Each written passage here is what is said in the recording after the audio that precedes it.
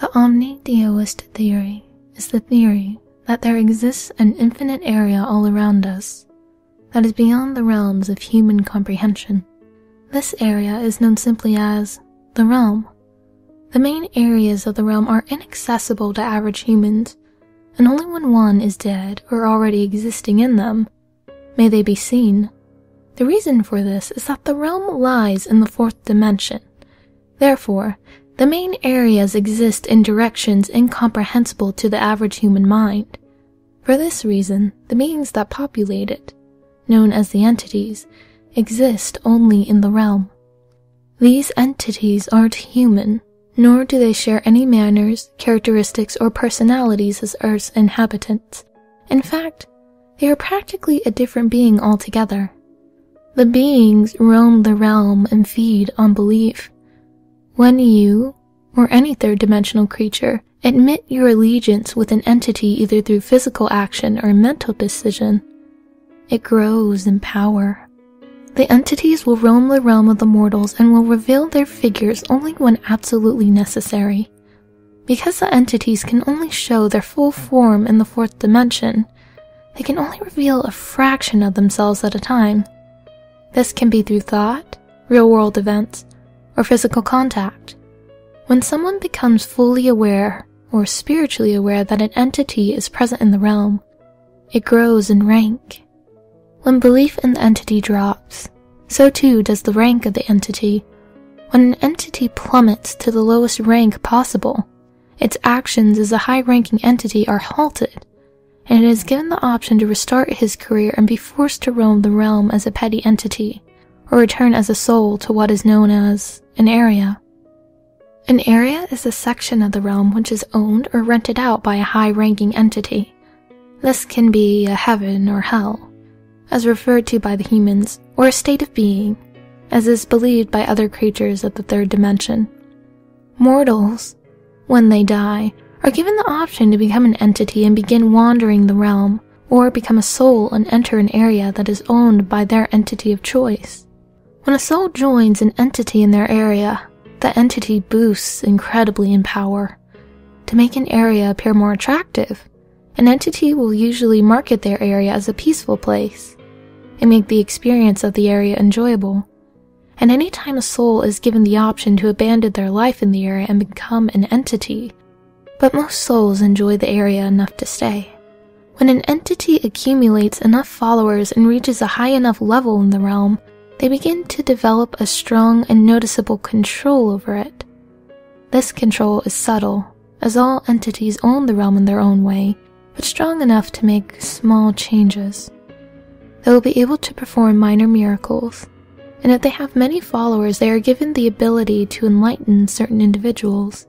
It is then that an entity will begin to be known in the mortal realm as a god. Until then, an entity is normally referred to as a ghost or presence.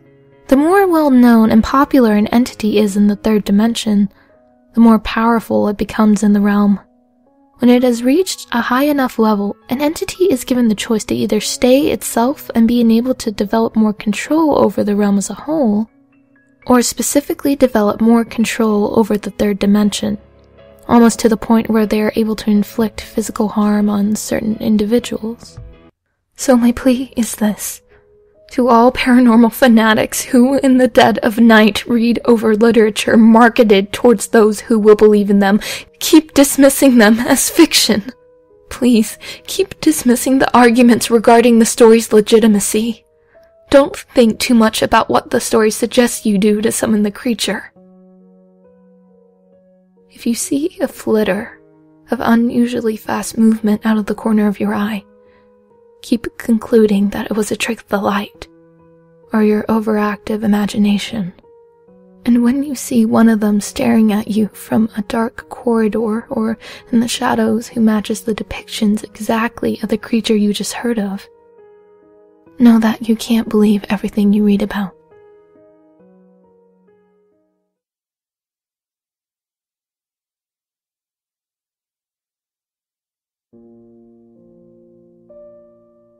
Hey everyone, LadyNarration here. As some of you have noticed, I have redone the Omnideoist Theory to celebrate my 1-year anniversary. Yay! I can't believe that a year has just flown by and that I've gotten so much support during the course of it.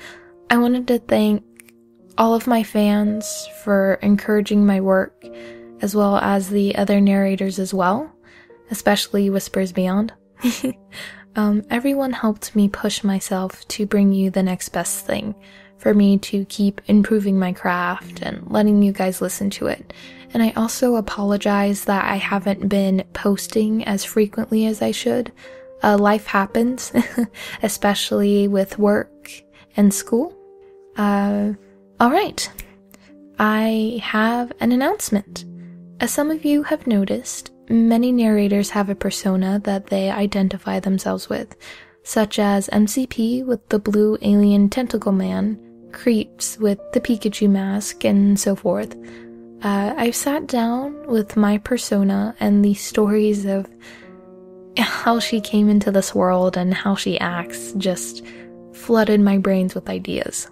So I wanted to let you guys know that I'm developing her as a character. So from now on, you will no longer be talking to Lady, but Lady. Since I've come out of the woods and graced your ears with my presence for a year, I believe a round of questions is in order. So feel free to ask me anything. Am I the spawn of Satan? Am I going to steal your soul? Will I kidnap your children? I suppose you're going to have to find out for yourself now, aren't you? This is Lady, 1-year anniversary. Signing off.